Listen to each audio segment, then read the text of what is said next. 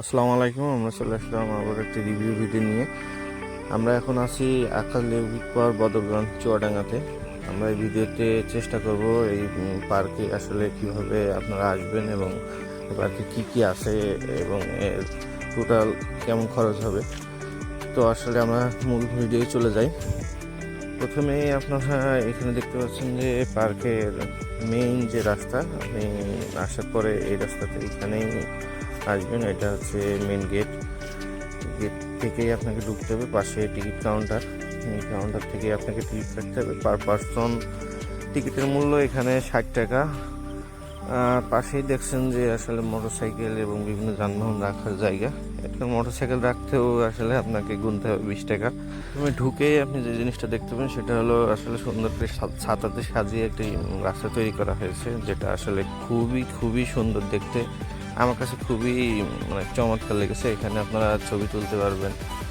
সবাই এখানে আসলে ছবি তুলছিল আমরা যখন ভিডিও শ্যুট করতেছিল।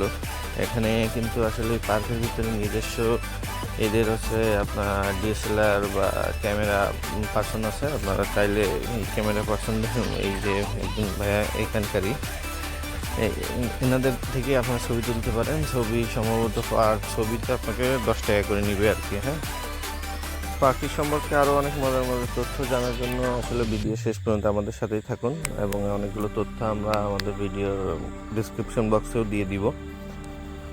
একটা লেক ভিউ পার্কে আসতে হলে আপনাকে ঝিনাইদহ থেকে আসা খুব বেশি সহজ। এটা বদরগঞ্জ নামক একটা জায়গায়, ঝিনাইদহ চুয়াডাঙ্গা রোডে।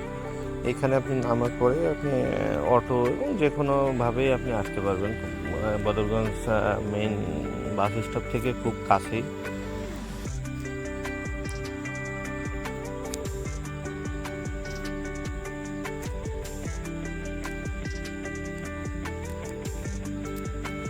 বিনোদনের জন্য আসলে সব কিছুর একটা পরিপূর্ণ প্যাকেজ আপনি এখানে পাবেন। এখান থেকে আসলে পার্কের আপনার 360 ডিগ্রি ভিউ যেটা বলে সেটা আপনি আমাদেরকে দেখানোর চেষ্টা করতেছি। পার্কের আয়তনটা আপনি খুব বেশি বড় না, আমার কাছে খুব বেশি বড় মনে হয় নাই। পার্কের আয়তনটা কিছুটা ছোট মনে হলো আর কি। তবে ভিতরটা খুব মনোরম ছিল, একদম প্রাকৃতিক পরিবেশের ভিতরে যেটা বলেন তৈরি, কিছুটা আর্টিফিশিয়াল খুব কম, প্রাকৃতিকভাবেই এটা এখানে সুন্দর। এটা একটা বিল ছিল, বিলটা ভরাট করেই মূলত এই পার্কটি তৈরি করা। আপনি দূরে বিলটা দেখছেন, এটা আসলে পার্কের বাইরের জায়গা, কিন্তু আপনি যদি বিকালে এইখানে আসেন সেক্ষেত্রে আপনার সব থেকে বেশি ভালো লাগা যেটা কাজ করবে আসলে এই বিলের পার্ক। এখানে কিন্তু আজকে পার্ক হওয়ার আগেও কিন্তু মানুষ এখানে আসতো বিকালের সময় কাটানোর জন্য। সেই কনসেপ্ট থেকে হয়তোবা এই পার্কের শুরু।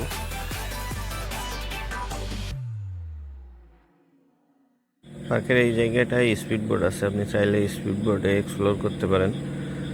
আমাদের আসলে আমরা যখন গেছিলাম আমাদের হাতে সময় ছিল না খুব তাড়াহুড়ো করে ভিডিওটা করা, সেই ক্ষেত্রে আমরা স্পিড বোটে উঠতে পারি না, তাহলে আপনাদেরকে একটু দেখাতে পারতাম।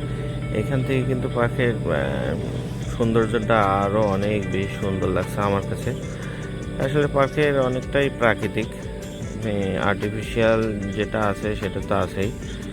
প্রাকৃতিকভাবেই এই পার্কটা আমার কাছে অনেক বেশি সুন্দর লেগেছে আর কি। এটার অনেক কাজ এখনও বাকি আছে, মানে কাজগুলো চলতেছে।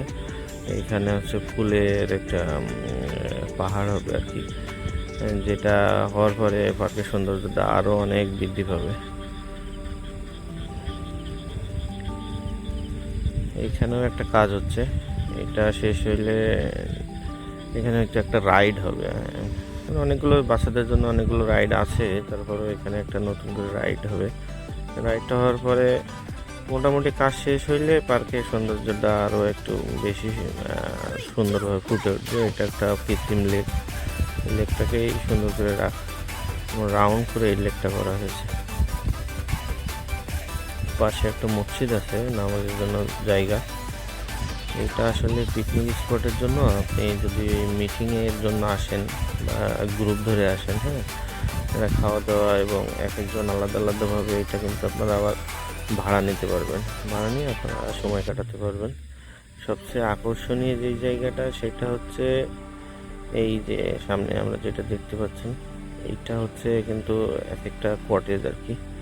এখানে এই কটেজগুলো ভাড়া দেওয়া হবে, যদিও আমরা যখন আসছিলাম তখন এখানে কেউ ছিল না এবং ভাড়া দেওয়া শুরুও হয় নাই, কাজ ইনকমপ্লিট আছে, ভবিষ্যতে এটা চালু হবে আর কি।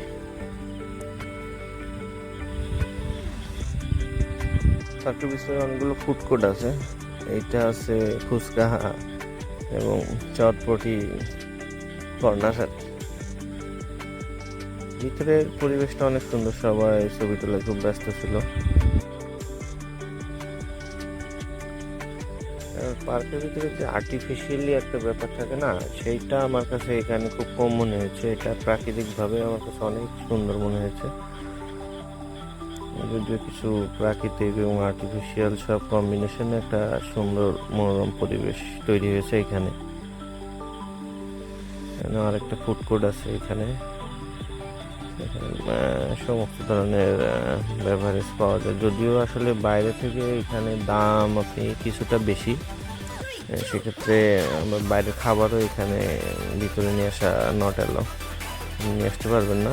খেতে হলে এখান থেকে আপনাকে খেতে হবে বাড়তি টাকা দিয়ে। এটা বাংলাদেশে আর কি পার্কের একটা রেওয়াজ, যেটা আমার কাছে আসলে কখনোই ভালো লাগে না। ভিডিও শেষ পর্যন্ত চলে আসছি এবং অল্প সময়ের ভিতরে আপনাদেরকে এই পার্কের ভিতরের অবস্থা এবং কিছু ইনফরমেশন দেওয়ার চেষ্টা করছি। এটা আসলে আক্কাজ লেকভিউ পার্কের সবচেয়ে মেইন আকর্ষণীয় জায়গা। আক্কাজ লেকভিউ পার্ক লেখা আছে এখানে, একটা ঝর্ণাও আছে, অনেক অধিকাংশ মানুষ এইখানে বেশি সময় কাটায়। মানে পরিবেশটা আসলে আমার কাছে ভালো লাগছে, আর্টিফিশিয়াল এবং প্রাকৃতিক কম্বিনেশনের একটা মনোরম পরিবেশ। যদি আমার ব্যক্তিগত পরামর্শ চান, তবে আমি অনুরোধ করব আসলে এখানে বিকালের পরিবেশটা সবথেকে বেশি সুন্দর। আপনারা যদি এখানে ঘুরতে আসতে চান তবে চেষ্টা করবেন বিকালের দিকে আসতে। বিকালে সানসেট পড়ে যাওয়ার পরে পরিবেশটা আরও অত্যাধিক সুন্দর হয়। সবাই ভালো থাকবেন, আল্লাহ হাফেজ।